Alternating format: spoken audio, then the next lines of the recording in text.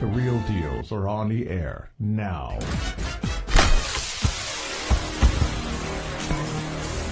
And now, live from the Swords of St. Michael Studios, it's The Real Deals, Kenneth and Farah's Deel. Hello, folks.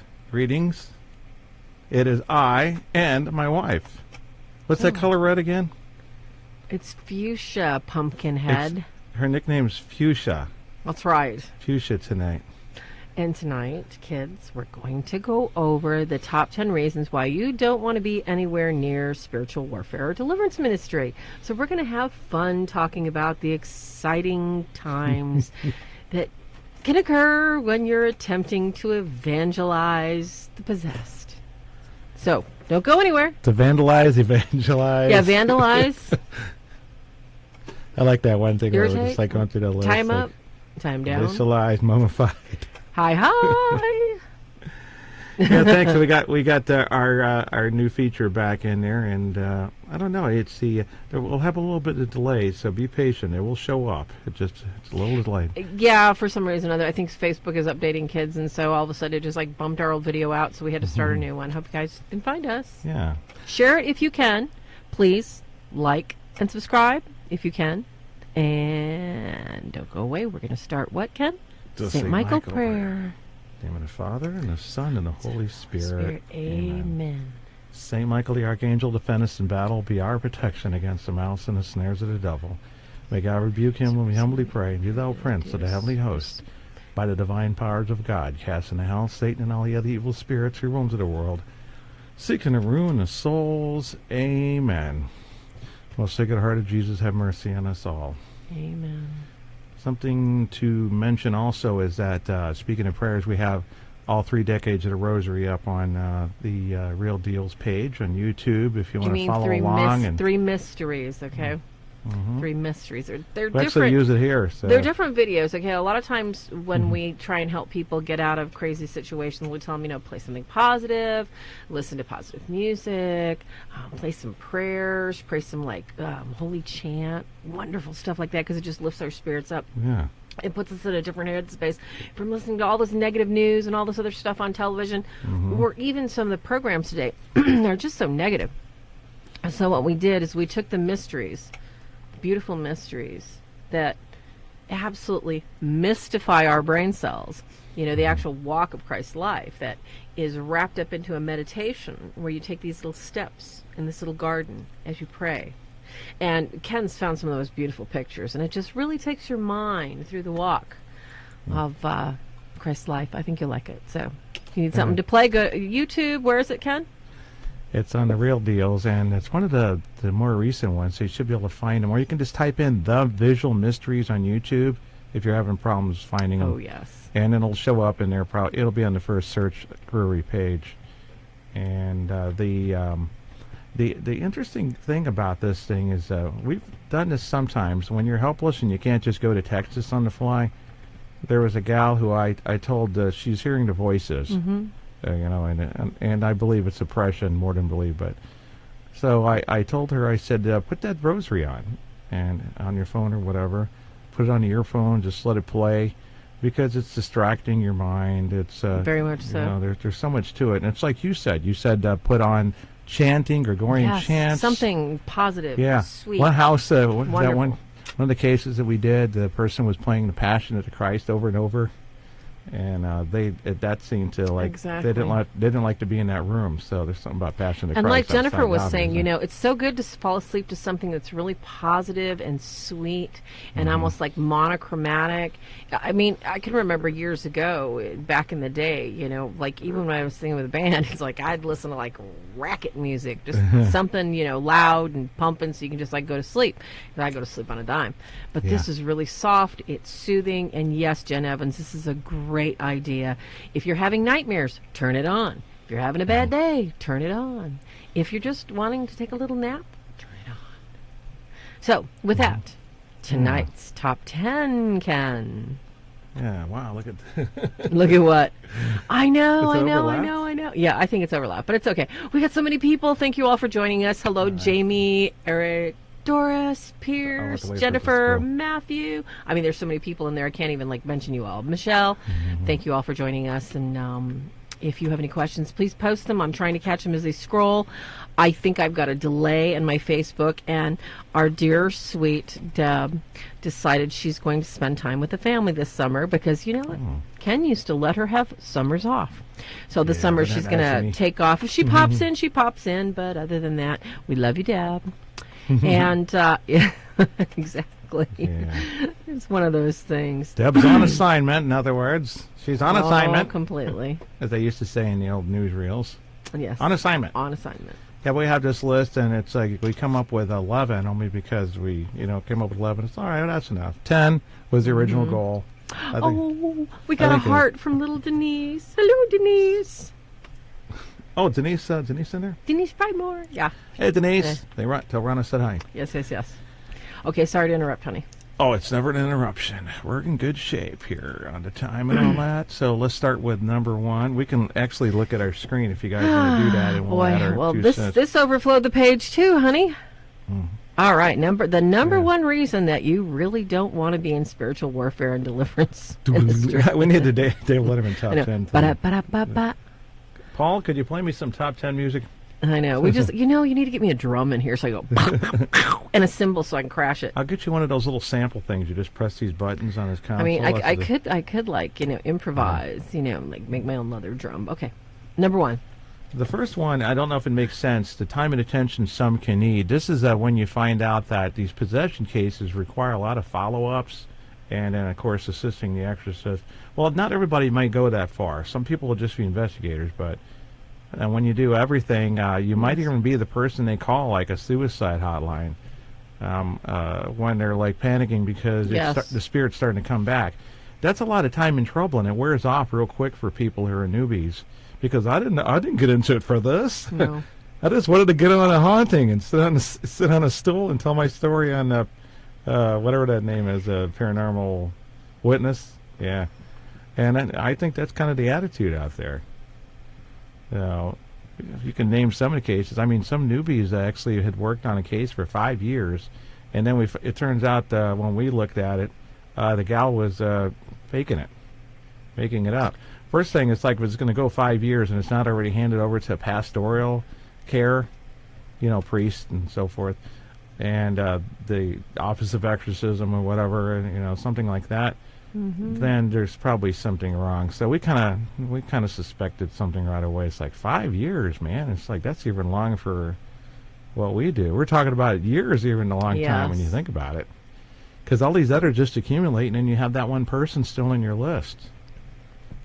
Anything to add to that?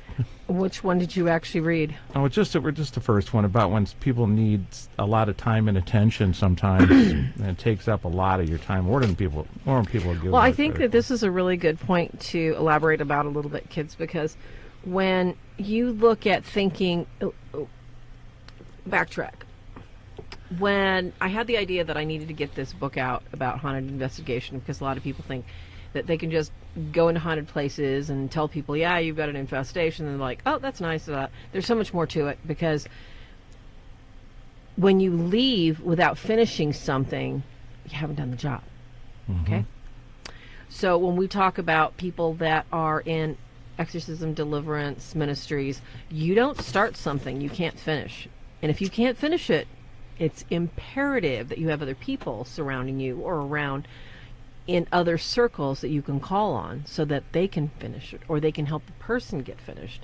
And the point I think that Ken really wants to set in here is that this isn't just like taking your FLIR meter to the nearest lighthouse and having fun climbing up the steps and going, oh yeah, I've got a heat signature here and I'm going to capture it, and it's all exciting, and then you can go away and go home and think that yes, there was an anomaly, there was some sort of anomaly in the lighthouse, and that was exciting and you captured it. No, these are people's lives. And a lot of times, I'd say probably, maybe I can even go as high as 10 times out of 10. Yeah. When people are oppressed for whatever the reason, however it has happened, there is always a big amount of mental duress, stress, mental challenges. So this isn't something that you can walk into and walk away. This is going to take a big investment of your time. Now, both of us, we're very, very blessed to work out of the house, and, we do a variety of juggling acts. If you have a 9-to-5 job, for instance, or even let's say if you're like us, if you're entrepreneurs and you have your own business, you know how much time that takes. You're married to it. So this ministry is, we're all called to help others with our pain. But this ministry really takes a lot of energy. It takes a lot of input. It takes a lot of time. And unless you've reached a certain level of confidence in your own personal life, as far as contraindications of temptations, as far as your own prayers, as far as setting boundaries and limits with your family, your friends, your neighbors, this is really going to take a lot of time. When we first got on Facebook together about 7 years ago, we had somebody referred to us. And the funny thing is that the person that referred them was a minister. I don't know if it was a minister of divinity or if they'd gone through school or whatever at the time. We didn't really ask. We wanted to help somebody, and we said, sure, no problem. And then, we were given the backstory. We were going to do our own interviews, etc. And then just before the end of the call, the person said, oh, yeah, I've been working with this person. What was that? They were working with him for 5 years. Remember, we were at the pool, and we sat on the phone with this person for how long? Because and she was she was supposedly going under possession. She was supposedly reenacting going under, and just speaking foul language and stuff like that. Yes, just almost like if she had Tourette syndrome, and they just spew stuff and they can't control themselves. This was not real Tourette's, okay? And then every suggestion we made. Oh, can't do that because of this. Can't do that because of this. There's a block barrier. Tried that, been there, done that kind of attitude. Yeah. Basically, it takes somebody with patience to pick apart small stuff and figure out, excuse me, am I getting cooperation or am I just getting a story? Sadly, because of the media focus, and we're talking about here, the amount of time that somebody that does want to get help is going to take. People that don't want to get help, they're going to take 5 times as much time because they want attention, they need attention, and they're going to get it any way they can. So, on to next. Unless you have something to add, dear. Oh, no, of course not. I already said my part on that. Good. This is the one where... Number 2. Time away from the family. Oh, my gosh, this is the whole ball of wax. Yeah, that's not even when you Do you like your friends? Do you like your family? Well, why do you think Christ told the apostles, excuse me, let the dead bury the dead? In a nutshell. Oh, is that how you... I thought you were going to go out. I'm like, okay. No, I'm going to let you talk first. Isn't that nice of me? Oh, okay. Time away from family just basically means that it does take a lot more time. You're going to find yourself on the phone with a client for 3 hours, and your 2-year-old, 3-year-old, or whatever is going to be tugging on your shirt. Daddy, can you, or our kid who just got home from school is going to be asking you if you can help them with their homework. So you really got to weigh your options out and decide, hey, this is taken away from the family, and my first duty is my family. And not everybody else, not running around all around the United States or anything like that, trying to find an exorcist who will hire you on, or, some people are doing that out there. And so when you neglect your family, you're out of right order, and don't expect a blessing to be upon your ministry. You really have to draw that line carefully. And that's the spouse, too. If you're going to just keep trucking out of town and stuff, and your spouse is cool with it, should they be cool with it? Right? Oh, boy. This is a real difficult thing to have to address, kids, because I don't want to discourage anyone, because if God has allowed you to experience things in your life, He's going to be using it at some point and at some time. And if you have a loving relationship, you have a loving marriage, depending on the level of calling and the need for God to use what He's given you, you may not see your family a lot. You may not see your friends a lot. You may basically have a very, very, shall we say, smaller social circle than you do now. what Ken's trying to say is that everything has to be within right order.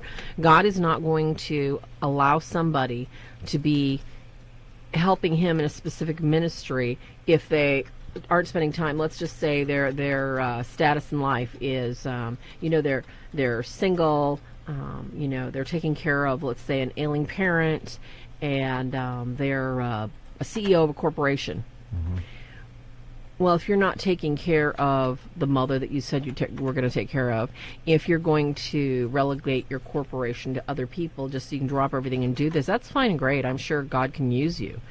Yeah. The point is, though, is that if you made a promise to take care of your mother and you're not doing it, that's out of right order, and you need to take care of her first before you run off and take care of other things that pertain to this ministry.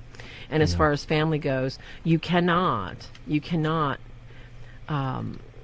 two people need to parent in a household.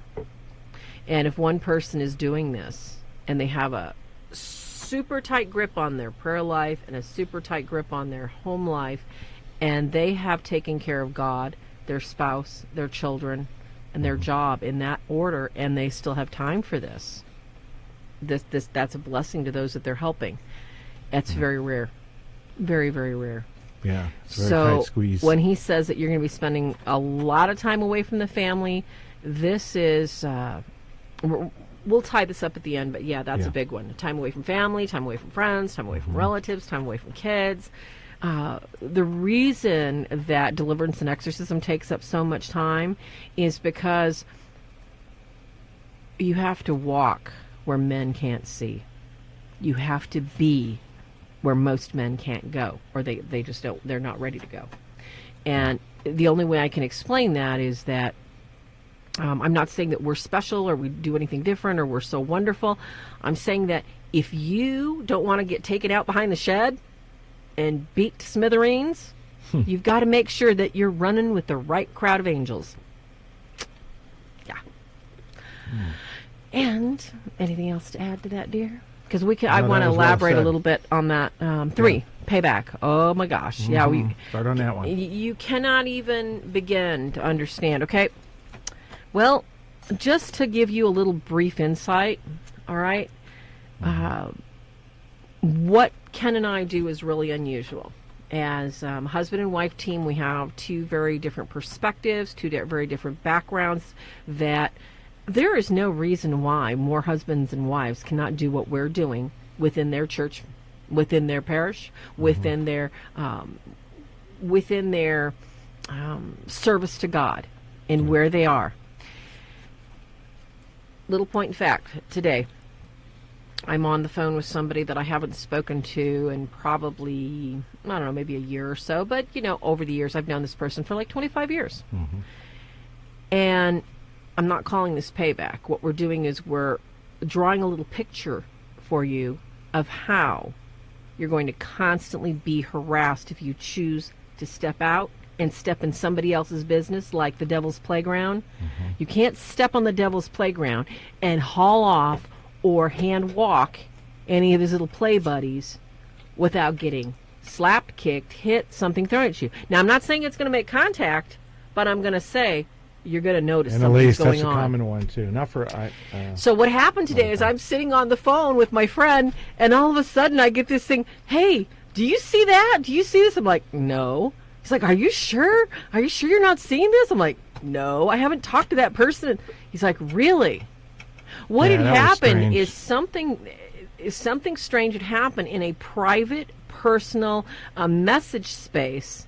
There were images and phone numbers coming up on this person's phone, my friend's phone, in order to damage and hurt him.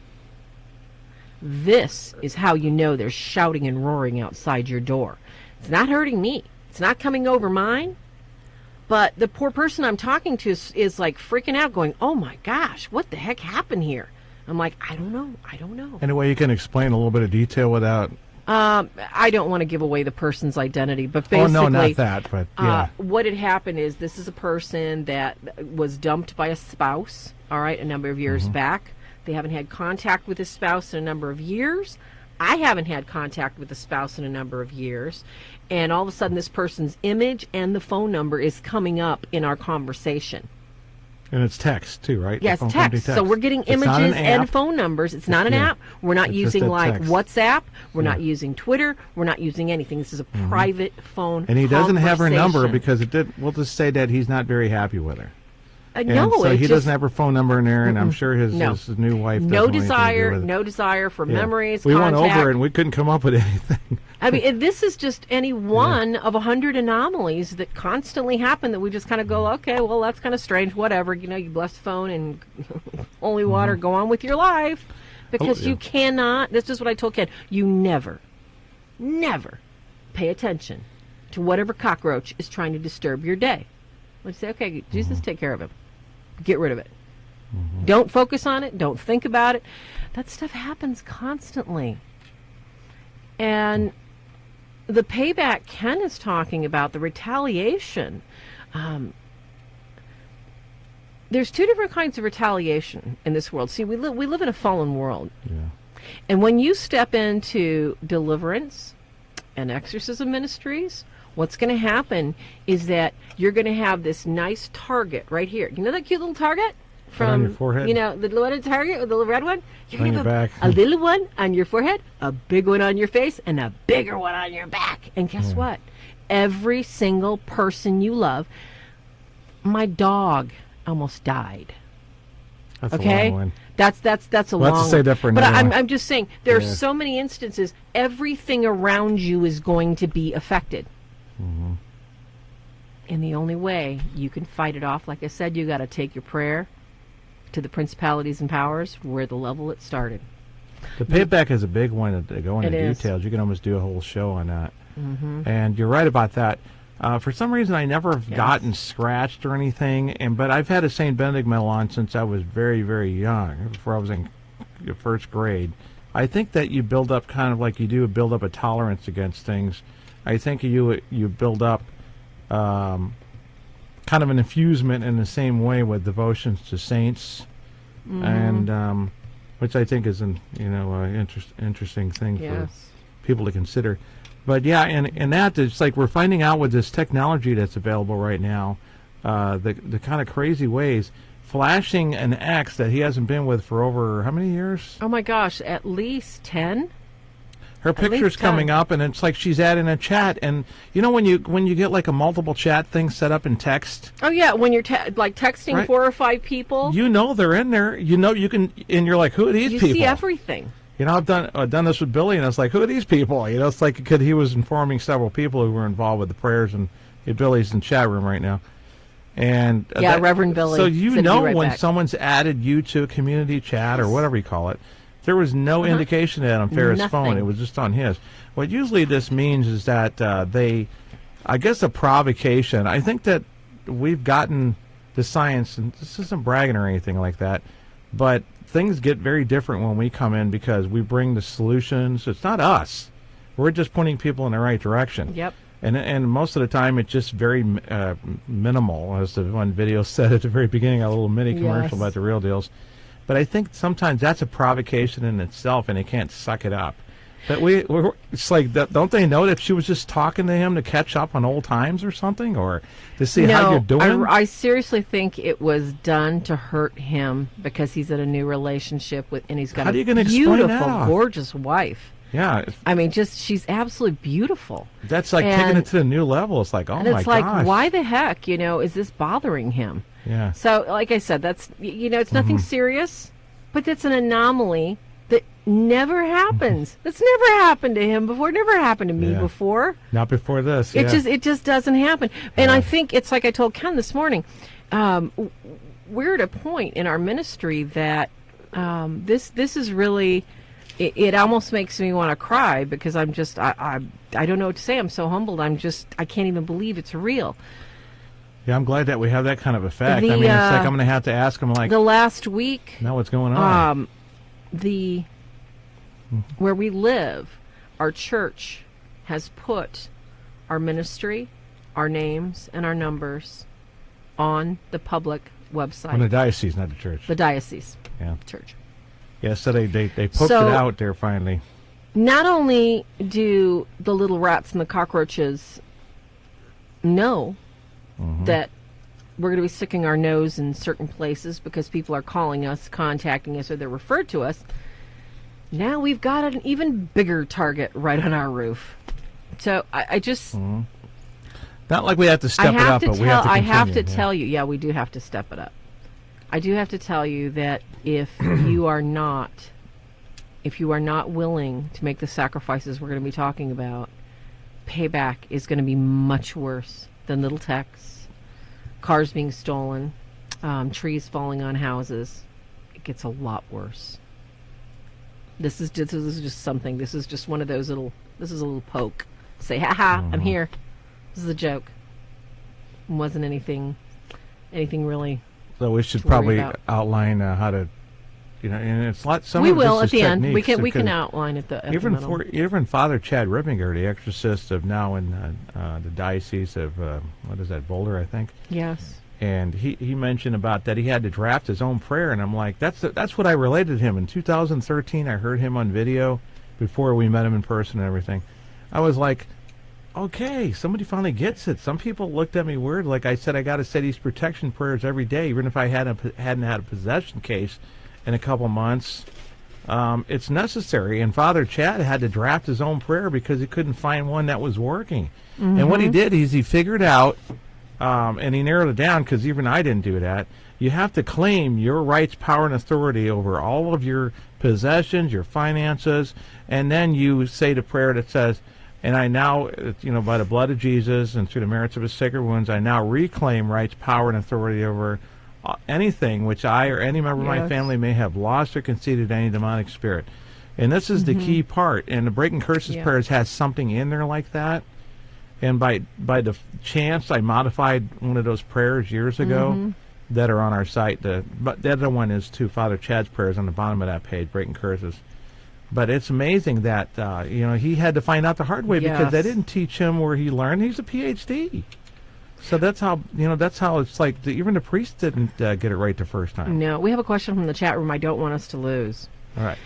Athena has a question she's curious about, and I want to give the theological definition after you give our experiential definition. Okay. Athena would like to know is that once a demon has actually encountered you, let's say, we've gone into somebody's house, somebody's called us, we prayed with them, that sort of thing.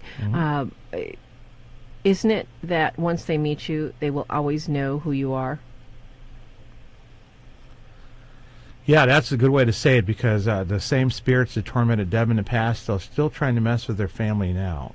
And she even believes that her son, I don't want to tell a story without her being here, her oldest son was predicted to, that they were going to get even somehow through him. Yep. And so they seem to have this kind of memory, like these psycho prisoners weightlifting in there and waiting for that day to get out and get that cop to put them in jail. So I guess it gives that kind of like impression sometimes. Yes. They have a memory like an elephant, and that becomes they're like your personal demons just because they got away once, but they didn't get properly disposed of, and they're not actually in hell and have been ordered to hell by an exorcist. So they're not going to forget, and they're going to try to come back in. Not at all. It's like they those have a nice movies long memory. You get that the guy who comes in there and he goes to the boss and he's a hitman. Oh, I messed up on this time, and the guy's worried that he's going to get taken out in this fight. No, I'll get it right this time. I got a plan. So that's how it is in the demon hierarchy, almost. I know we don't know exactly what goes on in there, but we'll just say the insiders to the saints and doctors of the church, and even recent experiences and so forth. There's indications that there's a hierarchy, and you could punish as a demon, not just by God getting sent to the foot of the cross of Jesus and going to actually get locked up in hell now, but your boss as a demon isn't going to like that you screwed up. So these mob bosses and all these people are actually mimicking the hierarchy of demons. Go figure, huh? Oh, I know, it's crazy. Okay, can I add a little bit to that? Yes, you can. All right, I'm going to go. What? We better wait on that. All right, guess what? Don't go anywhere. Like and share. Give us a little heart. Give us a thumbs up. That way our video will be in the top of the list. Okay, kids? And then we're going to be right back. Ken's got to take a little short break so that our carriers can insert their message here. So don't go away. The Real Deals will be right back after I get a snack.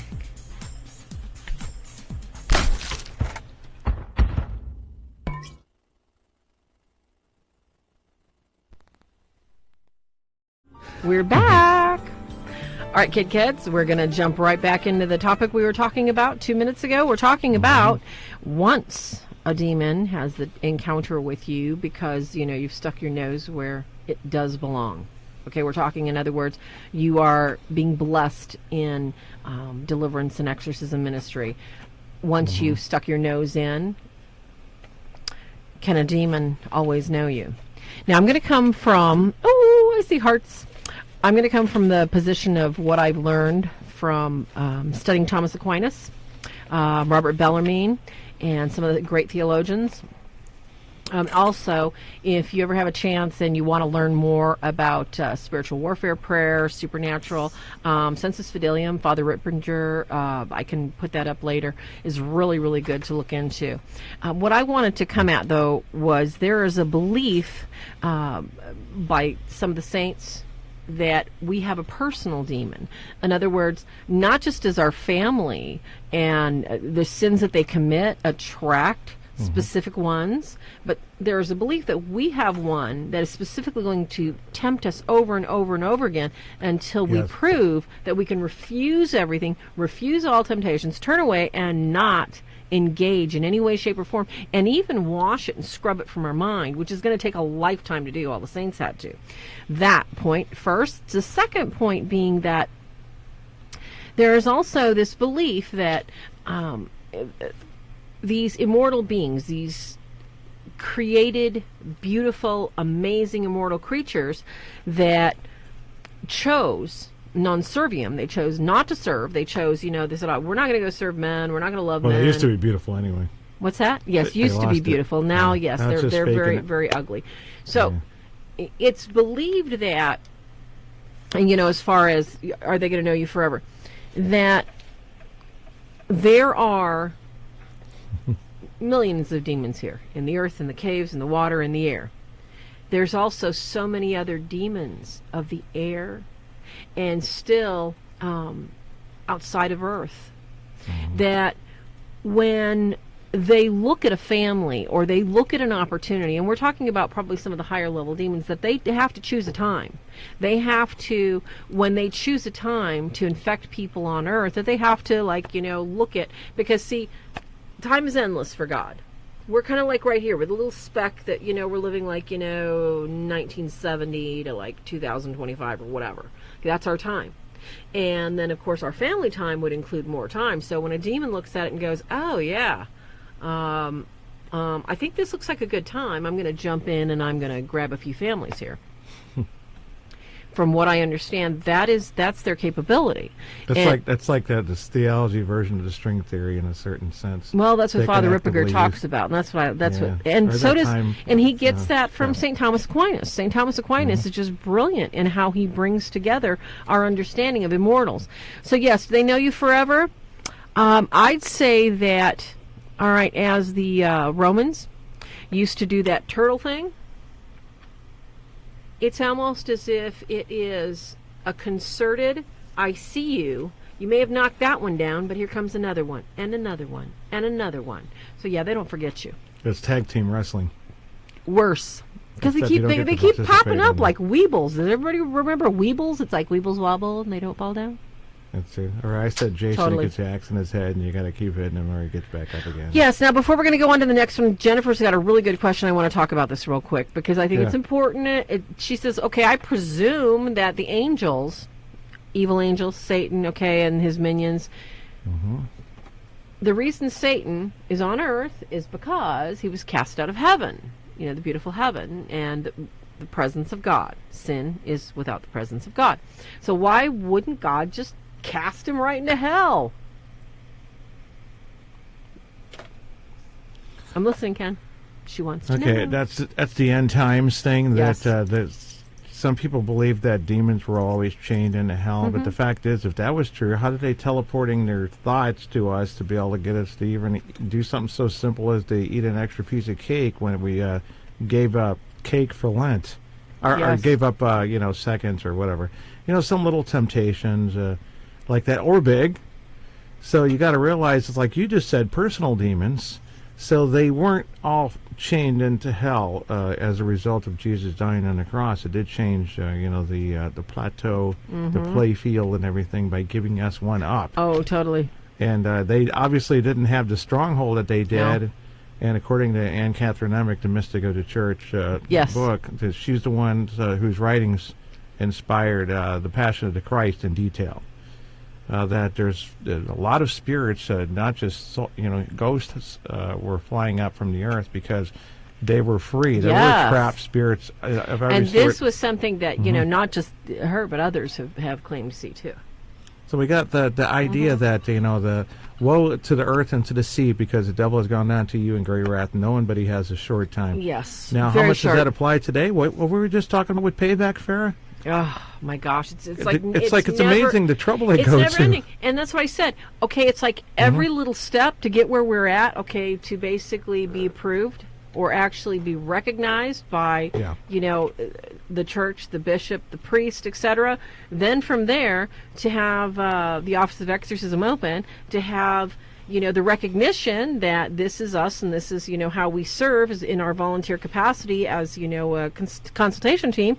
And then physically we're on the website. I think we've got the entire Roman battalions after us now, kids. Hide. But that gives you a little more clout. It's coming, and we knew it. And and all these little stupid things are happening. And oh my gosh, my girlfriend from Michigan's in. Hello, Eugenia. And of course, Cheryl's in there too from Detroit. Yeah, the welcome, sorry Michigan. About the slow scrolling progress. It's like It seems it's like so it's hard like, to read everybody's comments. But if anybody has, if anybody has more questions, we'll take them as we go. Let's get on so we can get through this list, babe. All right. We are on. Let's see the. Okay, we just covered payback, kids. Oh, okay, yeah, this was a big one too, but we kind of went over it a little bit. After payback, it's number 4. Let's see, is it number 4? I don't think we can reiterate this one enough. Yeah. Because just like we were talking about taking time away, I know certain people call it the work this, the work that. I call it the life. There has not. I was in adoration the other day, and I can't remember a time that I can't remember a time that this kind of stupid stuff wasn't going on. I can't remember a time that up until probably about 10 years ago that I finally gained some peace, and that's when I started getting a seriously strong prayer life. What? That's when you met me. Oh gosh, I'm sorry. 12 years. 12 years. Where's my snake? Okay, so the point being is that some people call it the work because they decide, what?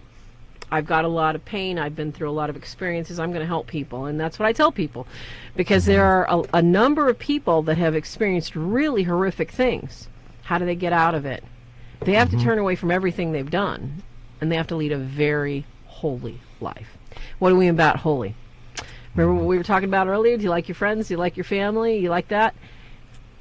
Whenever there is a need to take a specific direction, other things have to be put to the wayside.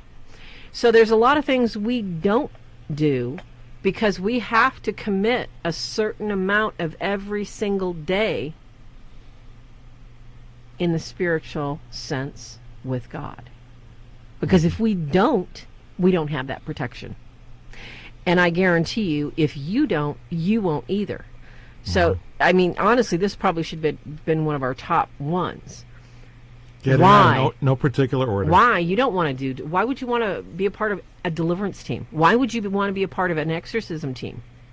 This is going to require from you a level of prayer, a level of love for God that you've never experienced.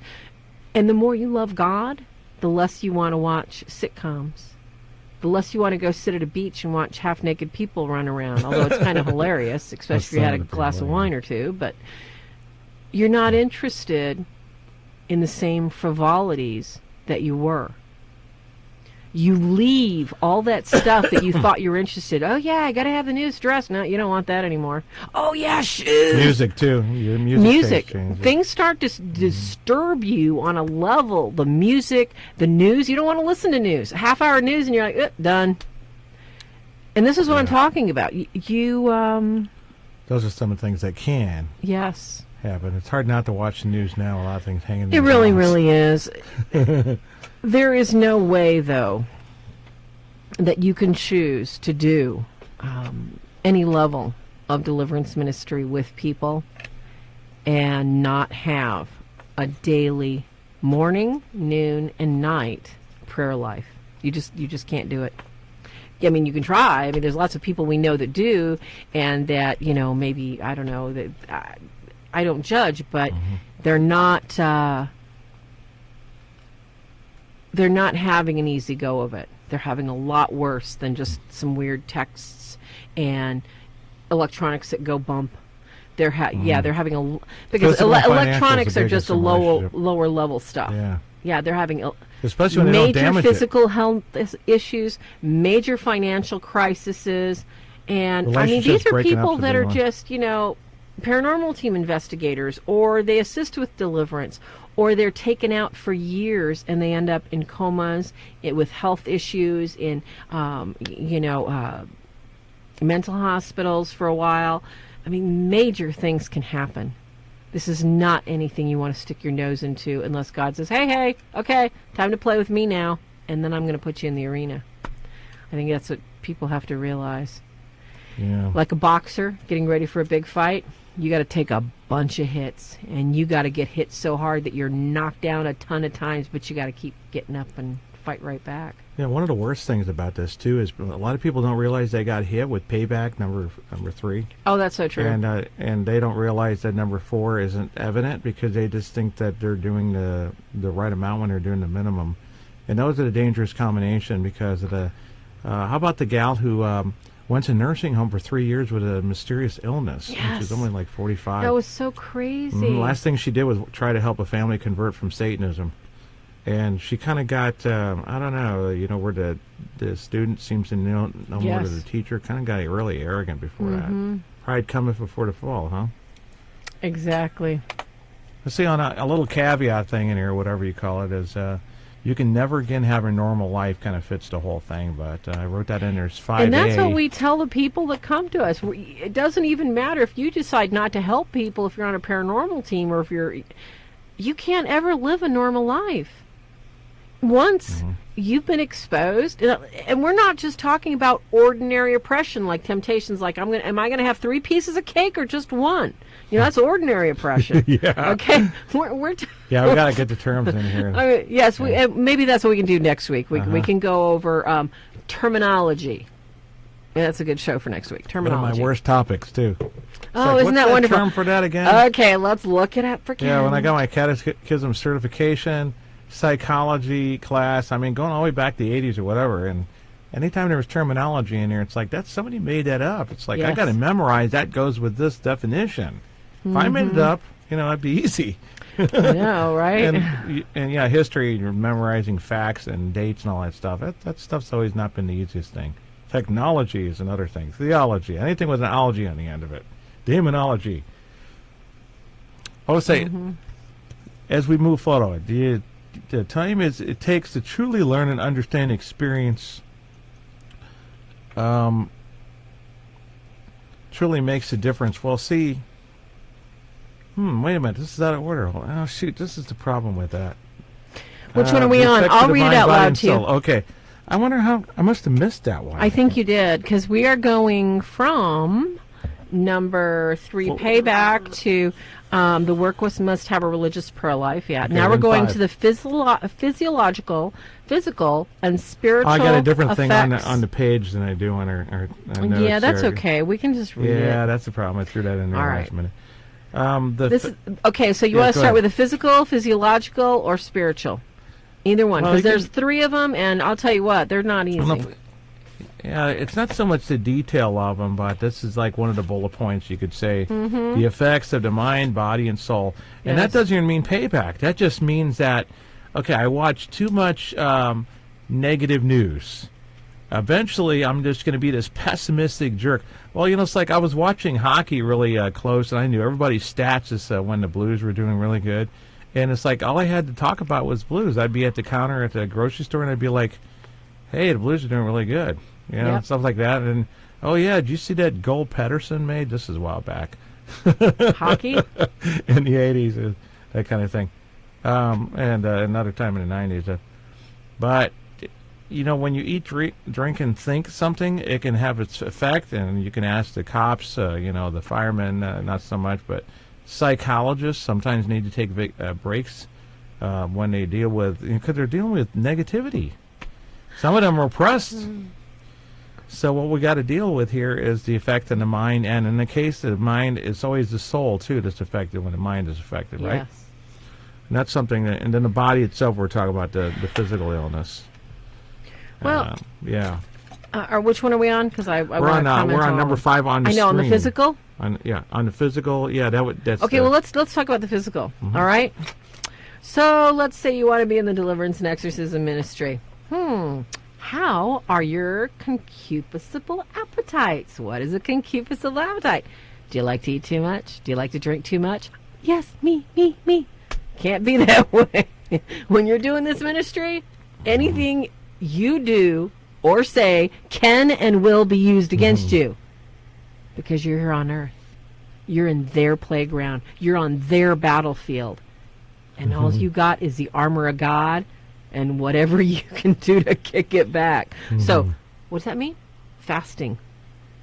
I know a lot of people say, oh, no, fasting food is, that's old school. No. Fasting food, because the body needs food. I don't care if you do a fast that's only 12 hours, 24 hours, 3 days. Fasting shows those things that are watching that you're going to submit your body to God first. And I'll tell you what, that's one of the number one things I learned, is that if you cannot stop seeking self-consolations, I love a good cigar, I love a nice bottle of wine, but I have to enjoy them in moderation, because the point is not to eradicate every single thing you love. The point is to enjoy things in moderation. In this ministry, you go one way, you're going off the cliff, because it's going to be used against you. It's easy to turn to alcohol when you don't understand what's going on.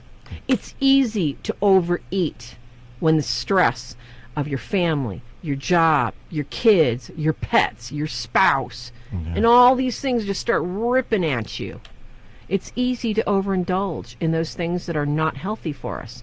That's why you have to have a prayer life, because your physical life is going to, your sleep, your eat cycles, your dream cycles. Now, kids, it's not like people don't have this without getting in a deliverance ministry. So why would you want to do it to yourself? Yeah, and the body thing, too, is like every time we run into an oppression case, especially if it's a family and not just an individual, it's affecting the whole house, they'll find that other people are starting to acquire new habits, and they're going over the top of their self-control, sinful, whatever. And that's one of them right there. That they'll find that they gained like 50 pounds in a year, and they don't know why, or they started up an old habit like drinking, not so much smoking, I guess. Maybe smoking if the anxiety pushes them, that they feel they need to medicate to calm down like the old days or something. Yeah, it's just, and these are the effects that we don't expect, because they're not like a curse, like when you get a mysterious disease, we were talking about earlier in the payback, and the ways you can be paid back, and they ruin your marriage. They get in and somehow find a way to mess up your finances, working on a very little, very many things that can be a little things that do a lot, like a bug in the system. But yeah, this all needs to be considered, that they're going to be able to affect you in these ways because of temptation and because of the exposure of the negative over time, that you have to regulate it. Yes. Some people say, the exorcist will say, yeah, you have to take time away from the work for a while. And using the term "to work," it always means the work in exorcism, spiritual warfare, deliverance. So numbers. Wait a second. We talked about physical. We didn't talk about the physiological and spiritual effects. I did mention mind and soul being kind of connected as one. Yes. You want to emphasize the soul? Well, let's talk about. All right. I have to do this, okay? Because if we don't do this, we're being negligent. Everybody says, oh, yeah, I can just get into prayer. Yeah, I can just talk directly to God. Yeah, I don't need to do this. I'll just go confess to God. Okay, yes, I believe you. You can. God is there for all of us. What happens when you hit a dry spell, kids? What happens when you don't feel that rush of, oh, yeah, he loves me? What happens when you're sitting there in prayer every single day and you don't feel the rush of the Holy Spirit loving on you? What happens when months go by and you don't feel anything? You want to talk about physiological and spiritual effects of being in this ministry? Mm-hmm. You're going to have fears. You're going to have thoughts pop in your head that you're going to go like, oh my gosh, I should call my spiritual director. What the heck is this? You might see, smell. I've been smelling cigarettes for a week after I pray. What's that all about? I haven't smoked in I don't know how many years. It's the smoking man from the X-Files. I know, right? As he's like, the X-Files guy is sitting there going, I see you praying again, my dear. What? I don't know. So, the physiological and spiritual effects, kids, it's a mind game. It's a mind game. And you have to know who you are in Christ. You have to know who you are in your state of life. And you have to say, okay, God, hey, whatever you want, I'm going to get up. And I'm not going to believe what I see. I'm not going to believe what I hear. I'm just going to do. That is not easy. That requires a very, very strong will and a strong state of mind. And I'm not saying any of you guys can't do it. I'm just saying I wouldn't do it. If I had a choice and I could go back and not have my Bambi lamp when I was a little kid and be scared to death, and I could just have a little teddy bear and toddle off after mom that just like swooped me up, picked me up, and got loved and just none of this stuff, I don't know that I would have chose to say, oh yeah, I'm going to stick my nose in this. But yeah, and then once you do, it's too late. Yeah, I don't know when you're. Well, like even Russell Irby was saying, once you do it, there's no going back. Even Athena said that. And so you might as well just stick it out anyway, as it comes out. Not really, dear our worst, because yes. if you eventually it'll back off, but if I don't know. But okay. I guess we'll just go to number 6. I was going to say something, and I was like, you covered it. Oh, good. So Good. We're good. Okay, so we're going to number 6. This is... Oh, that's to give up. Is that an extension? Oh, wait a minute. That's I don't know, honey. Life. Oh, yeah, okay. That was, no wonder how that happened. 5A on the sheet. Oh, 5A. Was actually to give up a normal life, and that's what you do. And that's what we're talking about. Yeah. You don't have a normal life. You don't, shoot. I mean, for instance, I don't go and I don't walk the dog, and I'm not praying, and I'm not on guard. I don't just think, well, you know what? I don't have to pray today. I can just sleep in and not worry about my prayers, and oh, forget it. It's the noon Angelus. I don't need to do that. That's for regular people. Yeah, exactly. That's just for... You cannot live the same way. It's just like I was telling somebody this the other day.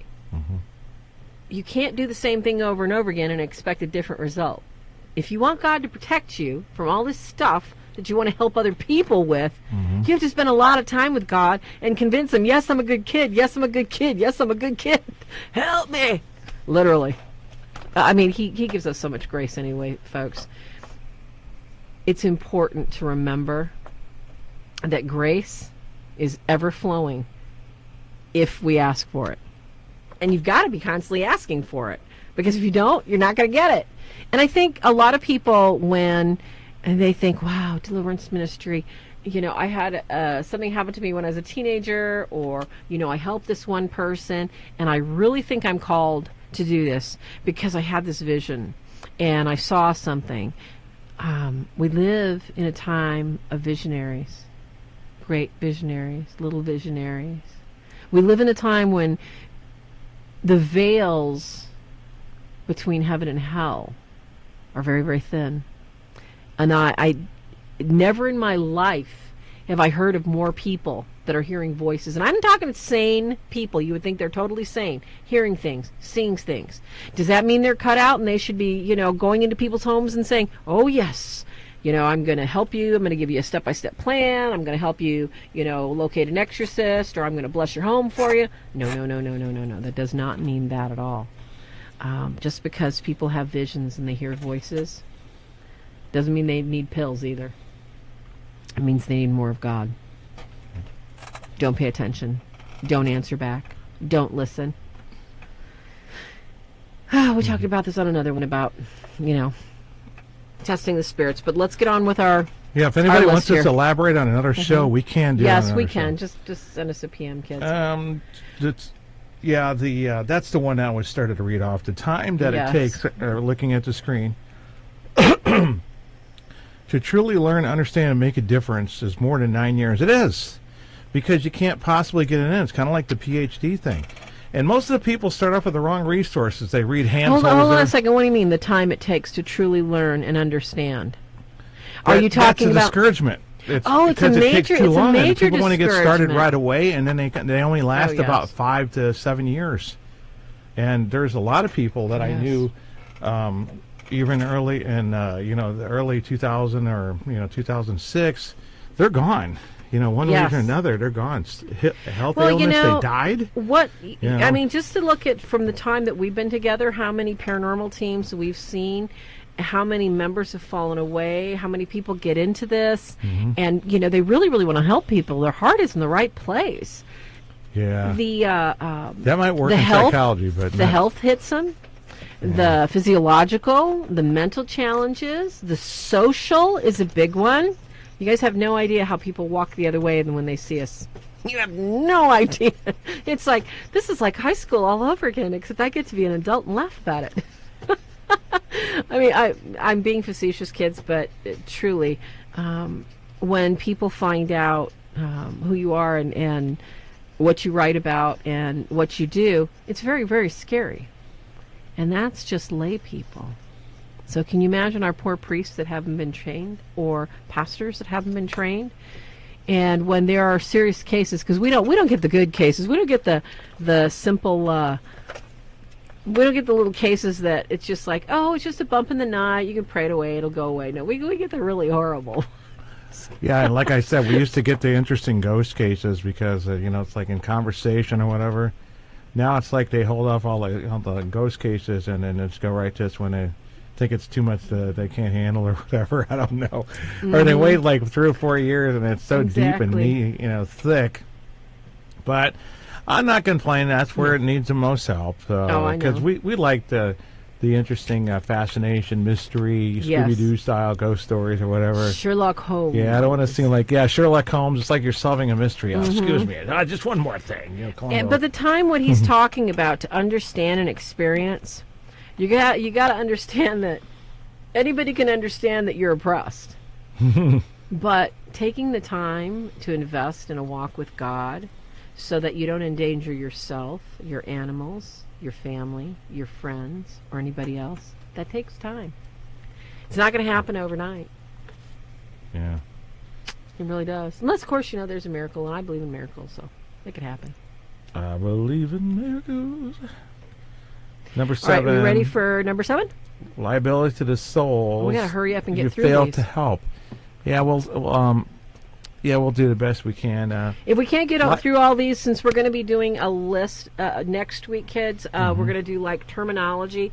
So let's just say that, okay, you've gone to Presbyterian, Lutheran, etc., and you've got to call the Catholic Church. We're going to go over some cool terms. Protocols. That's a good one. How about protocols on a person? Well, I want to do protocols, for a whole show, but I'd rather do terminology. Because it's like, okay, let's say you're studying to be a dentist. Well, you have to know what like a mandrel is, and you have to know what a ceramide is, and all these other funky terms, okay? Well, when you're talking deliverance, there's some terms that are going to get you in the door, and there's some terms that people are going to laugh at you, okay? We don't want you guys to get laughed at, all right? So, number 7, kids? There's a certain liability, even spiritually, not just legally or something, and that is when you fail to help the sheep because it's no longer interesting, and you want to avoid them because they're finding them annoying. I love how you wrote this. I love how you wrote this. Did you feed those sheep? Or did you leave? right after the wolf was gone and leave them just hanging out there in the desert. I going, think it happens duh. a lot. Yeah. Okay, Jesus used the analogy of sheep for a reason. Yeah, they're dumb as bricks. Is he saying people are as dumb as bricks? I don't know. Back in the old Bible terms. I mean, okay, really. Sheep, you're looking at them, Whereas come the on, modern come on. And they're like, 2018 term bah, is- bah, is bah. I want to feral eat, term. I want to eat. Okay, so sometimes you got to feed the sheep before they'll move. You got to give them that little bit of consolation before they're going to meet you and they're going to start helping themselves. Okay? So you can't just go in the middle of a sheep, chase the wolf away, and expect that they're going to help themselves and they're not going to walk right toward the wolf pack, is what he's saying. Mm-hmm. The liability is you could lose. You could cost someone their immortal soul. Mm-hmm. And as Paul exhorts, do not desire to be a teacher because you have a higher level of responsibility. You're going to answer a lot more for sticking your nose in and helping with somebody rather than just saying, I'm going to pray for you and I'm going to add you to prayers and I'm going to add, some masses. I'm going to go to church. I'm going to talk to my pastor. I'm going to have a bunch of people praying for you. That's wonderful. But to try and teach and help, that liability is huge. I'm scared.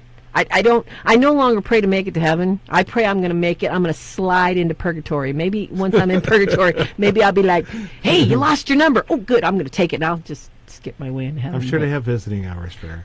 Visiting hours? Just hand me a bottle of wine, please. Oh, that would be your purgatory. No wine. Right there. I know, no wine. And no good cigars. Oh, goodness. Yeah, so, okay, let's hurry up.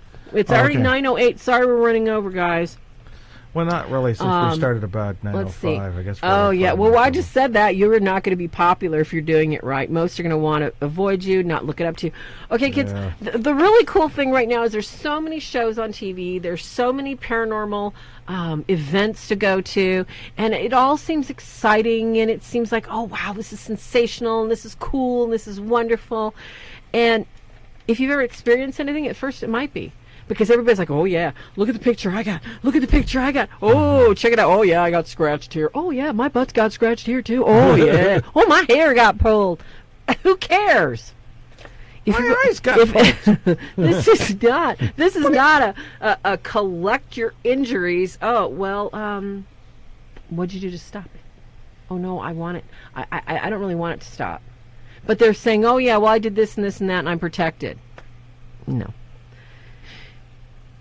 The problem with all of this wonderful stuff is that, yes, you can enmesh in this whole cultural diorama of the variety of faiths, the variety of practices, and you can have your singing bowls and your crystal dish and your wands of Elvengard and your sage and your peppercorns and all this other stuff hanging about and your eagle's claws and your sword claws. Sword of Rohan? Yes, your sword. You can have all this stuff and just mesh it up and put your cape on and go, yes, I'm a crusader. Are you a crusader? Hell, you're mental. But if you're going to do this right and you're going to help people, it's a walk with God. It's not a walk with being popular. And people are going to talk behind your back. I just have kind of like... You're going to be loving and you're going to be sweet, but people are going to scam you. They're going to talk about you. They're going to flay you. Mm-hmm. They're going to gossip about you. Yeah. Hey, I mean, I've been called a witch so many times. I should have a W on my forehead. Good Lord. Please. If I was a witch, do you think I'd, be this dingy? I'd be, smarter or something, I think. But... seriously, smarter but doomed to hell. You would have had to deal with the devil and been a rock star.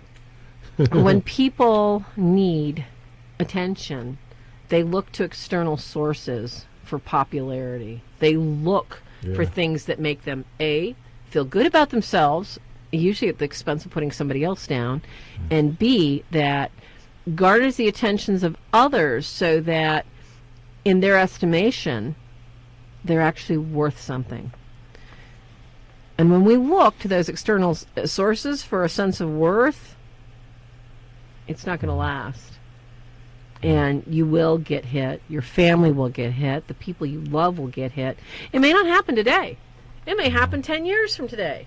It could happen 20 years. It could happen in your kid's lifetime. You may be cruising right along. You may be 70 years old. Go, oh, yeah, I was on a team, and I did this, and I did that.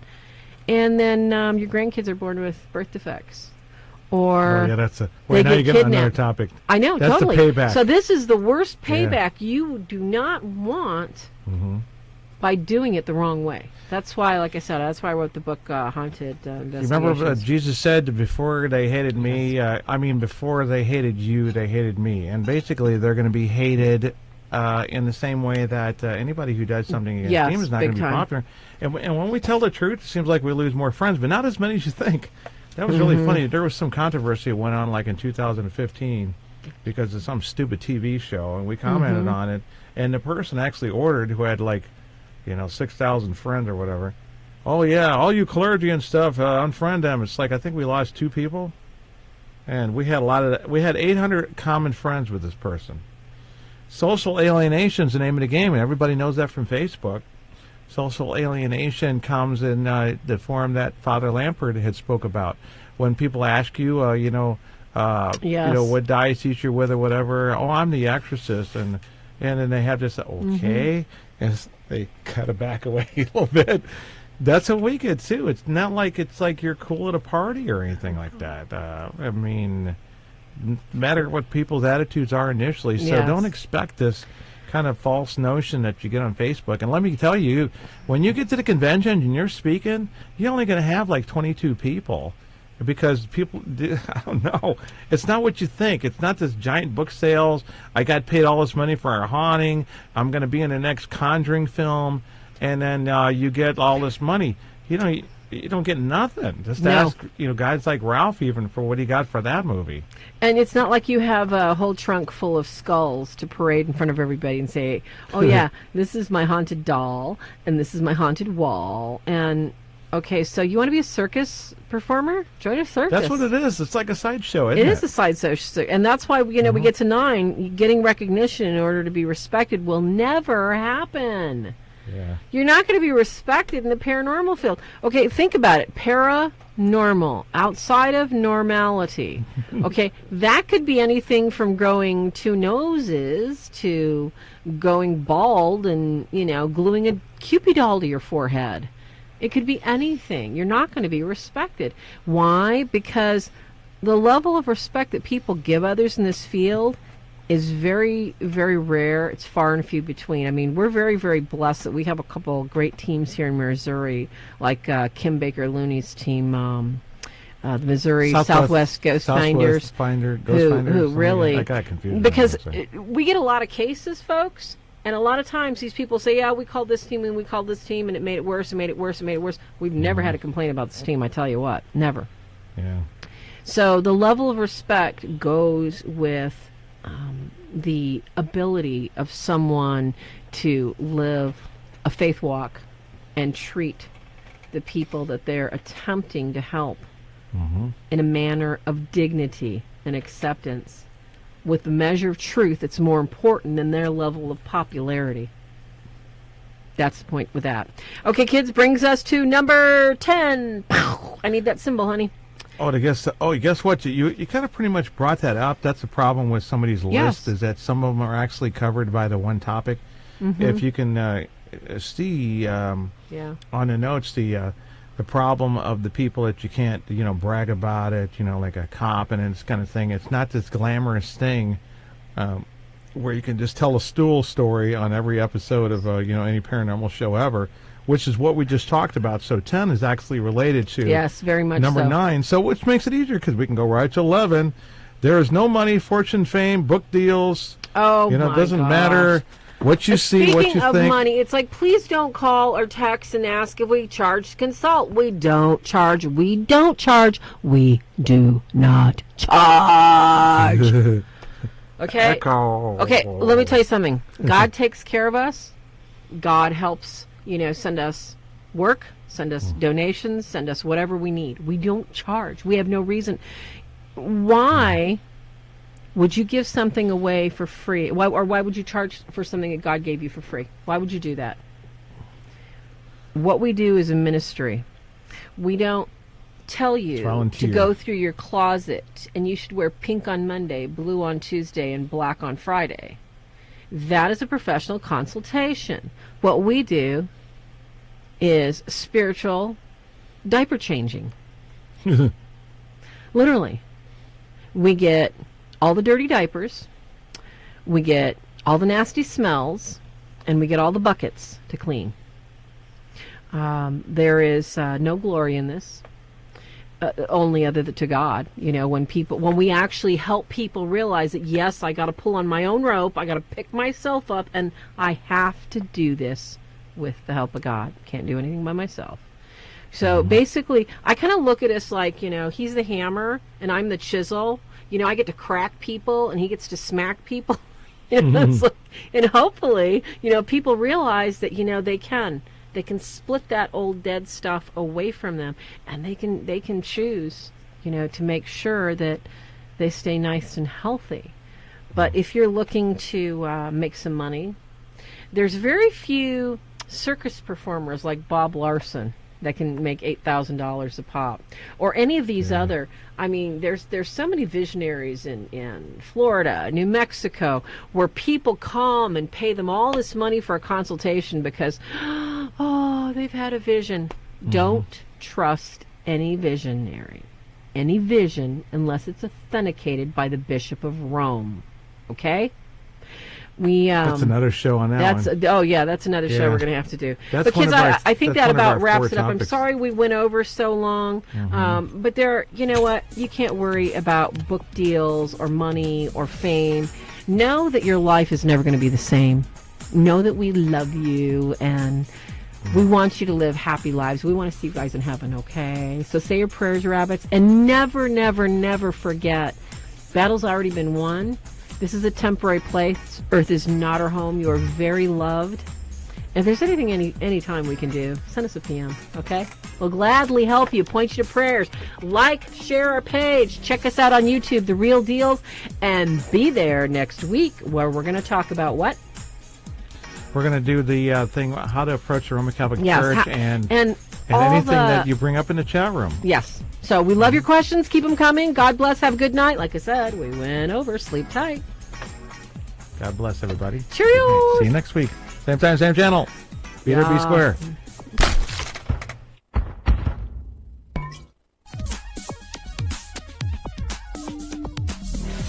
The Real Deals TV show, copyright 2018. A Swords of St. Michael production. Any unauthorized duplication or rebroadcast or retransmission of this broadcast without the express written permission of the Swords of the Saint Network or that of Kenneth and Farah Deel is strictly prohibited.